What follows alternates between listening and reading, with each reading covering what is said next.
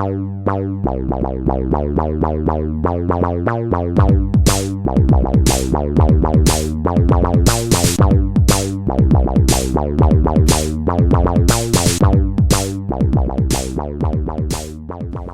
right, welcome back to the Torch of Liberty, you guys. We had an amazing night last night, or amazing evening. We were able to attend the screening of BirthRight, the movie, at the Garland Theater here in Spokane, Washington. It was amazing to see the turnout. I was not sure how many people would be there or how big of a thing it would be, how big of a turnout or event it would be, but I was happily surprised to see that there was quite a few people. We were able to meet the producer and others who were there who were part and parcel of making this film. I found it amazing that there was a Q&A afterwards. So after we saw the film, the producer came down to answer questions, and I believe it was an editor. So me and Quade both stood up and asked some questions that we had on our mind. But it was just amazing. I would highly recommend this film to anyone who's left, right, center. If you're in America, you should see this film. I believe it's going to be screening online. I think she said in the middle of next month.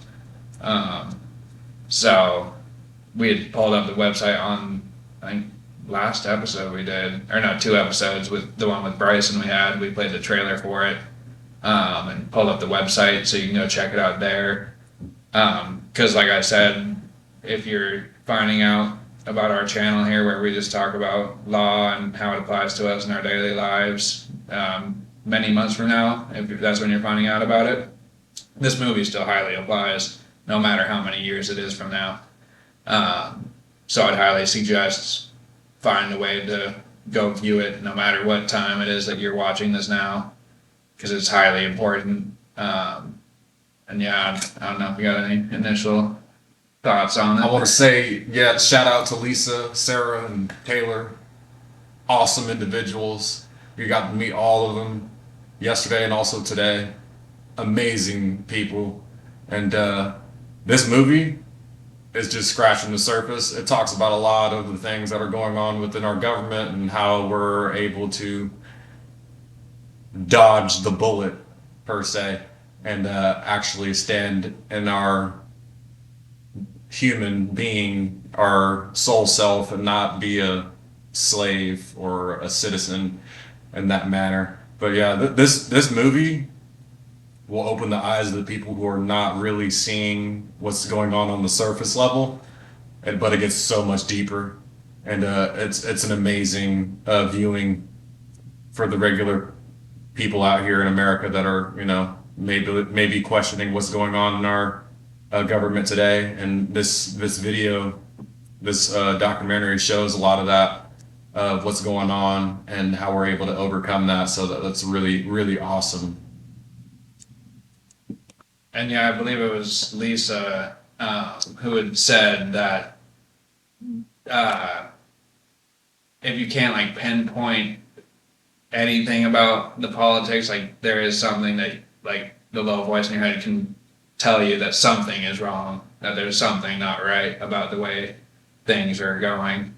And if that's just the basis of your understanding of politics or law, judicial system, bureaucracy, any of it, if it's just something inside you saying that I don't think this is right, whether it's a certain individual case of somebody in your town being affected by government bureaus or agencies, anything, even if it's just the local courthouse, or if it's a story you heard from another year from someone you've never met, anything like that, no matter what the situation is, if it's something where you find yourself thinking, I don't think that is right, this is a movie that would be highly relevant to go and see. It would help you think about it differently. I actually have a pamphlet here that they were handing out for the film, and at the top up here, it literally says, "The untold story of how our republic became a corporation."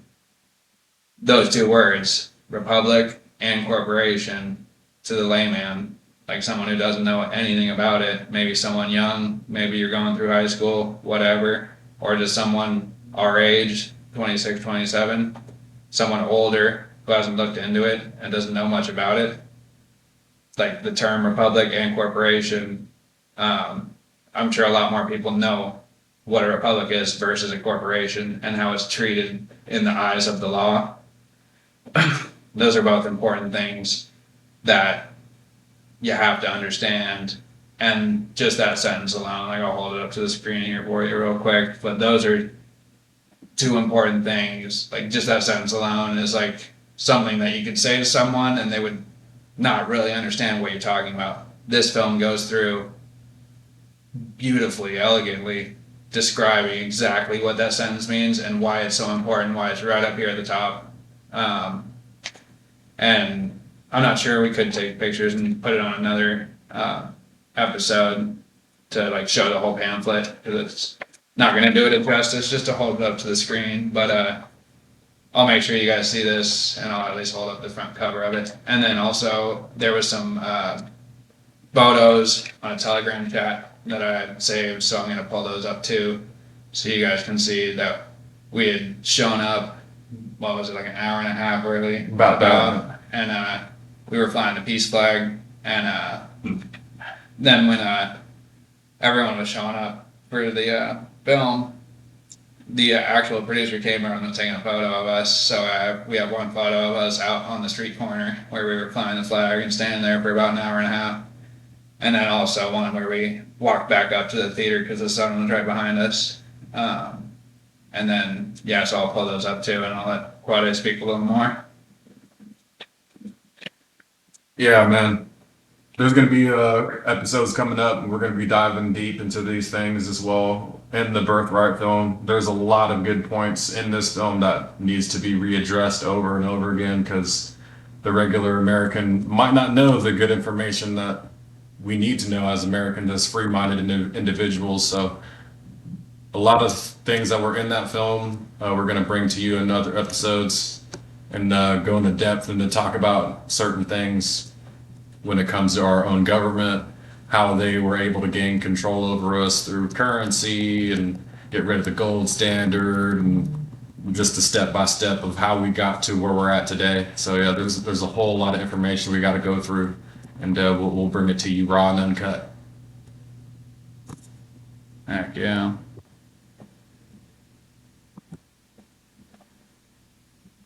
And yeah, and like you guys can see there are some photos of us out there, like I was saying, and like he was saying about how these topics need to be well understood. It takes more than just seeing this movie once and then calling it a night, calling it a day, calling it a year.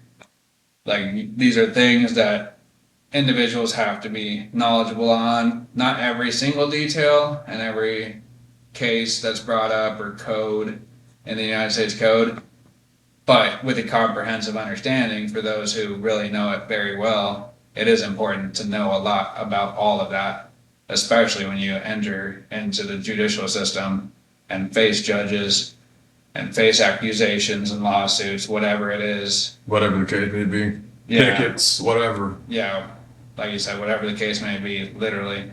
It is important to be able to know the law and work your way around it. Well, not around it, work your way through it, I should say.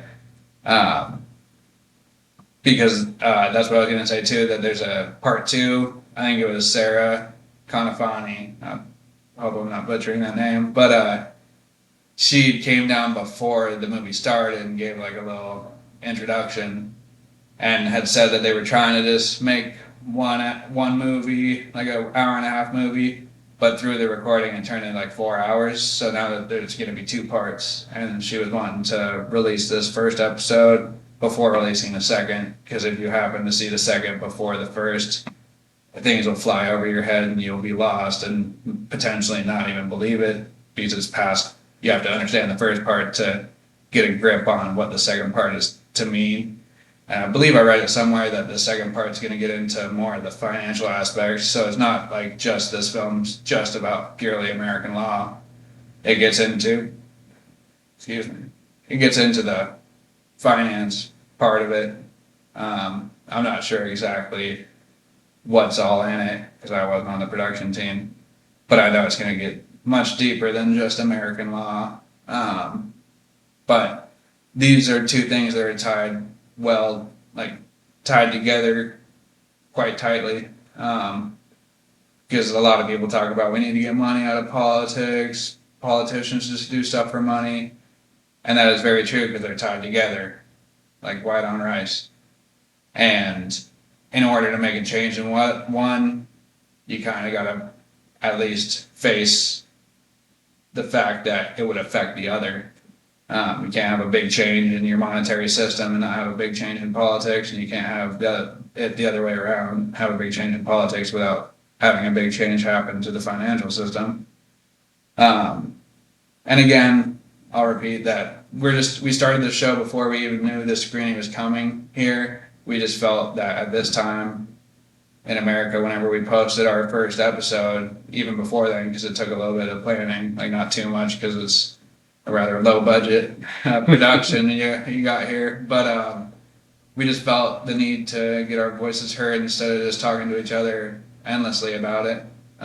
Just to, if anything, help people learn about it who are feeling as though there's something wrong. A lot of people feel relatively hopeless and without direction. But that's the thing that this movie does quite nicely, is that it reinforces the fact that like we the people are the ones who created the government, especially back when it was the founding fathers, and that's where the true power lies. So there's no reason to feel hopeless. It just can feel like a lot if you look at it from the top down, but if you look at it from the bottom up, then there's endless possibilities of what can happen. So, and another thing is that we're not the most knowledgeable on any of this. We just felt the need to make a forum to talk about it, a show to express our own views and help others learn, make a little community of people who are passionate about speaking about it, learning about it, assessing ideas. There might be something we say that's off or wrong, but we are trying our best not to, because that's not what we want to do. We'll never dictate something that's like untrue and like blindly follow it. It's just an open forum where we can chat and come together as Americans, stop all the division going on. So yeah, but that's why I'm so thankful that this film came to Spokane. So thank you, Stephanie. I don't believe I ever heard her last name, but Stephanie was one who was a gracious donor and made it happen, and it's truly going to change our lives. But so that's just our initial reactions. We'll come with a lot more episodes in the following weeks and months, years of updates for you. Hopefully episode 2 comes back to Spokane. We'll definitely have Bryson back on another one, and our friend Keon. They were both able to make it. So we'll have them on. Keon was already telling me that he wanted to be on an episode. So we'll just have to find out what he's trying to talk about. I don't think he's watched all of our episodes quite yet. So, but it's an open community. We're here to just foster a nice place where people can go and talk and learn and discuss things out in Spokane. I don't think we have truly anything like what we got going on here, although you never know. So we're just joining the community of people, and we'll definitely be touching base with you soon. This is the Torch of Liberty. Peace, love, and prosperity to everyone out there. Liberty and justice for all. We will get there together. Signing off.